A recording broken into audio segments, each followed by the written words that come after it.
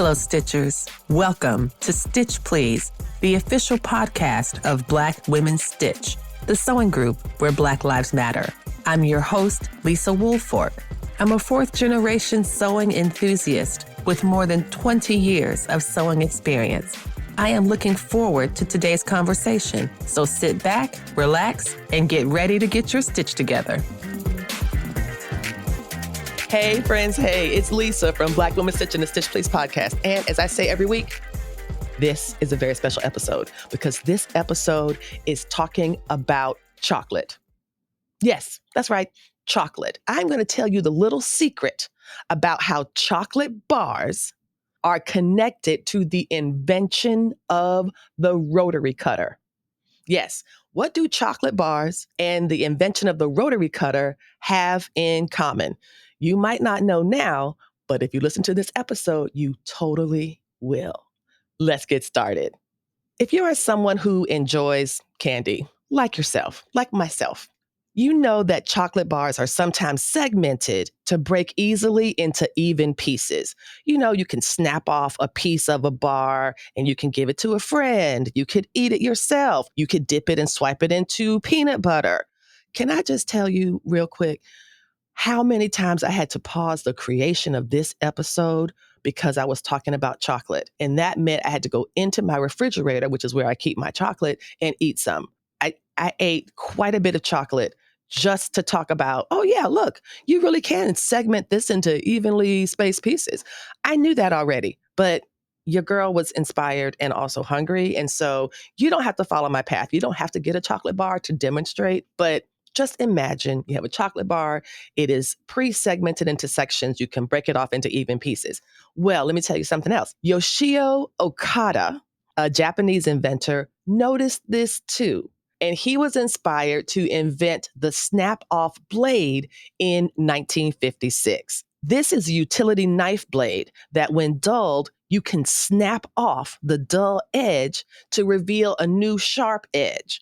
Now, this technology is still being used today. You can still find snap-off blades, but they were invented in 1956. So he named his company using a variation of the Japanese words for to break a blade, because he invented the snap-off blade. The Japanese words for to break a blade became the name of this man's company, which is now called Ulfa. This is how Ulfa was born, Olfa.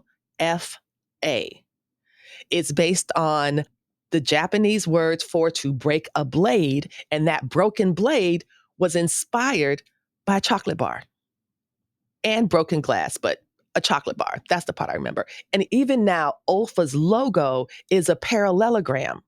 And that parallelogram is reminiscent of the snap blade that started it all. Now, the rotary cutter was invented by Ulfa in Japan in 1979. And when it came out, it revolutionized what it meant to cut fabric.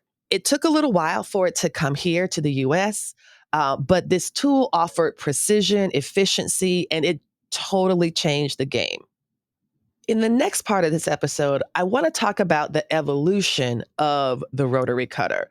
As I said before, the pre-idea for the rotary cutter started in that broken blade, that eternal sharpness that you might have a dull blade, it gets dull, you snap it off, you got more freshness. I think that this is clearly also connected to the rotary cutter as well. It's a new, one might call it revolutionary, get it? Revolutionary design. It's a new revolutionary design in 1979 because of its continual sharpness.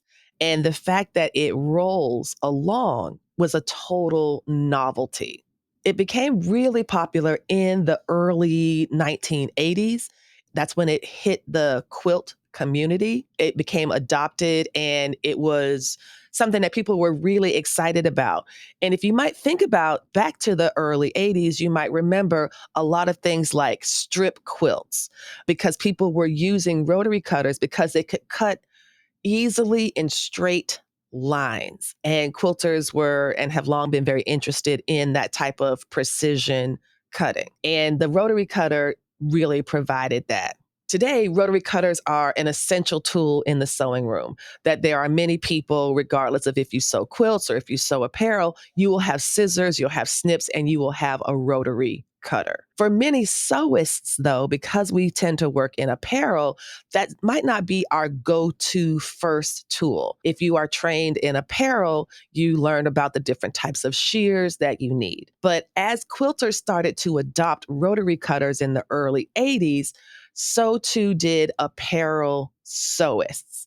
And I want to make the claim that because it started with quilting and then turned to sewing, I think we have a lot of really interesting innovations that have come through the rotary cutter, and we'll talk about those. But let me share with you a few bits of information.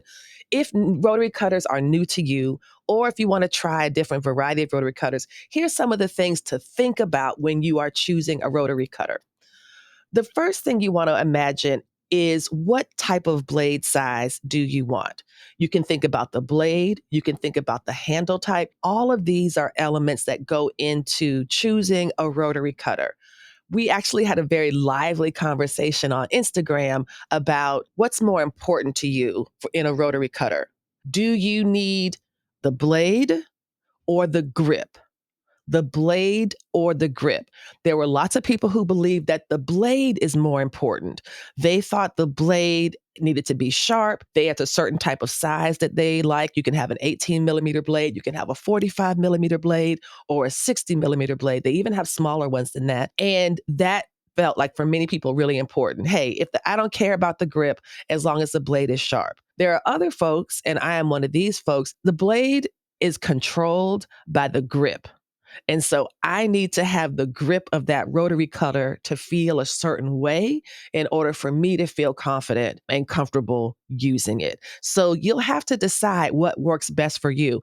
I'm really fortunate to know a lot of folks in the quilting community, some of whom used the very first rotary cutters back in 1979, 1983, 1984, and they're still using these because the grip, right? The grip is the thing that lasts kind of forever. I mean, unless you do something catastrophic to your rotary cutter, like, I don't know, drop your iron on it or something, you are not going to break the grip. The blade, on the other hand, will absolutely get dull. It requires a kind of special treatment. So you should decide. And in fact, actually, let me lie. You don't have to decide. You should see what works best for you. You don't have to be team blade or team grip until you know what works for you. The point of knowing these things isn't to be on team blade or team grip. The point of knowing these things is how to have this work best for your own sewing practice. So that is one of the things to think about. Another element to consider is the safety elements. I cannot stress to you enough how dangerous a rotary cutter can be in anybody's hands. In the hands of a small child who thought it was a pizza cutter, or a grown person with, 30 years of sewing experience, like your girl, it can be incredibly dangerous. I have had quite a few rotary cutter accidents. And of course, both of them caught me by surprise because I knew what I was doing. I knew what I was doing. I am a sewing expert. I'm a sewing expert. I'm going to say I'm a sewing expert because I have decades of training and expertise. And I injured myself so badly most recently that I changed my fingerprints. My fingerprint looks different now because of a run-in with a rotary cutter. So when I tell you you need to give yourself some grace and patience and look for safety features. Hey friends, hey, I know you're enjoying the audio version of Stitch Please, and thanks so much for listening. But you're missing out on all the great stuff going on behind the scenes. That's why I'm inviting you to join our Black Women Stitch Patreon. For as little as $5 a month, you can see all the video versions of the podcast. Plus, you get some amazing swatch cards. You know how much I love these swatch cards. Look, see how cool these are? Oh wait, you can't see them because you are not yet on the Patreon. So when you join the Patreon, you'll be able to see this me showing you these amazing cards. We also have some great perks at the other tiers, like discounts, swag, office hours, and more. Don't be the last sewist in the group now. Head over to patreon.com/blackwomenstitch or click the link in the show notes and become a Patreon supporter today. We truly cannot do this without you. So thank you so much. These safety features include the following: retractable blades. The original cutters had the blades did not retract. The safety lock rose up. So I can give you a small example. If you're on the Patreon, you get to see this. And yo, why are you not on the Patreon? But look, so you see this cutter right here? You see the blade? And I'm going to move my finger down, and now you see the blade. I prefer a retractable blade to this guide that slides up and down. A retractable blade looks like this. So you go this and that. And if you're on the Patreon, you can see all that. So check out the Patreon. I'm going to go through, I have a little basket of rotary cutters here that I'm going to go through for the Patreon. It talks about each of these cutters, what I like about them, and that will be our bonus for today. But you don't need a bonus to know that you should be safe and do your best to be safe and cautious when using a rotary cutter. In addition, one thing that a dear friend recommends for me all the time that I refuse to use is a glove. You know that they make gloves, cutting gloves that you can use for knife training when you're learning to, if you're taking lessons or you want to practice your knife skills in the kitchen. You want to learn how to julienne. You want to learn how to do all of these different things with the knife. And you also want to keep all your original fingers and fingerprints. They make a glove that is really good. And I know some friends who had their kids use these when they were training them to cook, so that they would not hurt their fingers.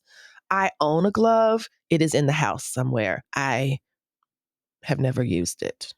But don't follow my bad path. Don't change your fingerprints, okay? Don't change your fingerprints. Don't be like me. You don't have to do that.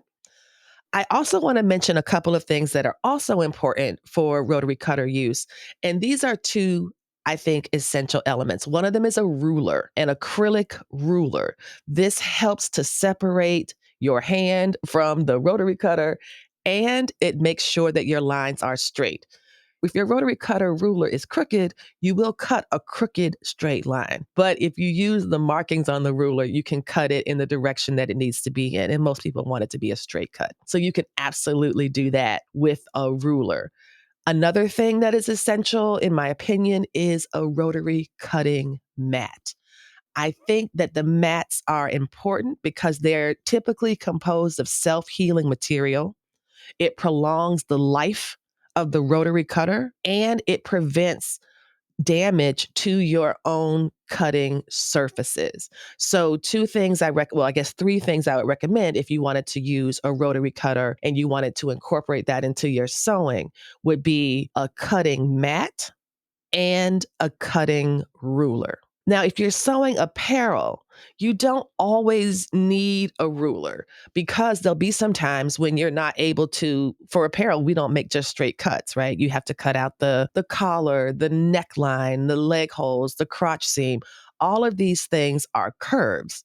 And good news, the rotary cutter is great with curves. And if you're doing bra making and underwear making, which is what I like to do, I'll use the 18 millimeter rotary cutter for smaller things. And this one right here that I'm holding is a 28. This one's about the size of a US quarter. And I have another one that's about the size of a US dime. And that is the 18 millimeter. It's teeny tiny, but it's really good for kind of getting in and out of these tiny smooth spaces. I want to close up today by talking about the variety of rotary cutters. And after I share that with you, we'll take a little pause, and that'll be we'll bid farewell to our friends who are listening, and thanking you all so much for joining today. But we'll also do a walkthrough on Patreon with some of these other cutters. But there are a lot of rotary cutters now. From 1979, when this was first introduced, to today is, oh man, why didn't I do this math ahead of time? I'm also like not believing that the year is currently not 2000. So I have to always solve for that. Oh my gosh. Is that 45 years of the rotary cutter? Is that right? 45 years? We're 2024 and the rotary cutter was born in 1979, which means it's also younger. That the rotary cutter is older than my podcast producers. Yes. Yes, it's so exciting. So the rotary cutter in that time, it has really grown and evolved. And I think I did do the math right. So that was 45 years. Wow. 45 years of rotary cutting. And in that time, there's been a lot of evolution and developments, including the different types. There's blade sizes that are suitable for specific tasks. There's specialty cutters and specialty shapes, including a wave and pinking. We also have electric rotary cutters now. One of the innovations of the electric rotary cutter that people really like is its efficiency. You can get through the many, many layers of a project, for example, with an electric rotary cutter more safely than you can with a manual rotary cutter. So in some ways, it's also ergonomically beneficial for some folks. I don't know folks who are using electric rotary cutters to cut a few layers of quilting cotton. The folks I know who are using it are cutting through thicker home deck fabrics, heavy denim, and things like that. They might be cutting blocks of things to make napkins, but something they need to do in bulk, they will use a rotary cutter for that. And they have that both for domestic and for commercial use. Thank y'all so much for hanging out today for this episode of the Stitch Please podcast. We are now at the end of our regular episode. And this is the fabric journey that we've been on, is talking about slicing through the history of these rotary cutters. You know now that the rotary cutter has been around for 45 years. You know to think about, do you prefer a blade or a grip? Are those the factors that you want to prioritize in choosing your own rotary cutter? I hope you know about why you need to have a ruler and a mat, and also safety first. Retractable blades, blade covers. Always put your blade down, close that blade, open that cover before you put it on the cutting table. Because another injury that can happen is you don't know the cutter is open. You put your hand down and there you go. You got some slices, more slices than you had before you began your project. So it's also an issue of safety. So think about safety first when using your rotary cutter. There are so many different types now at so many different price points.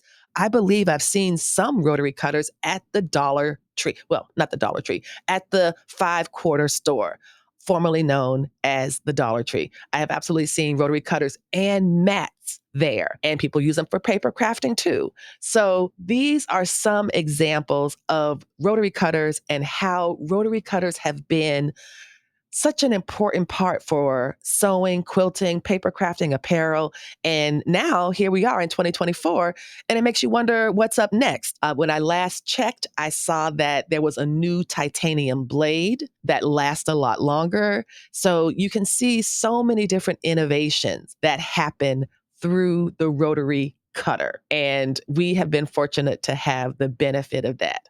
So thank y'all so much for joining me today. Thank you so much for getting your stitch together with the Stitch Please podcast and talking about the rotary cutter revolution. Come back next time and we'll help you get your stitch together. You've been listening to Stitch Please, the official podcast of Black Women Stitch, the sewing group where Black Lives Matter. We appreciate you joining us this week and every week for stories that center Black women, girls, and femmes in sewing. We invite you to join the Black Women Stitch Patreon community with giving levels beginning at $5 a month. Your contributions help us bring the Stitch Please podcast to you every week. Thank you for listening. Thank you for your support, and come back next week and we'll help you get your stitch together.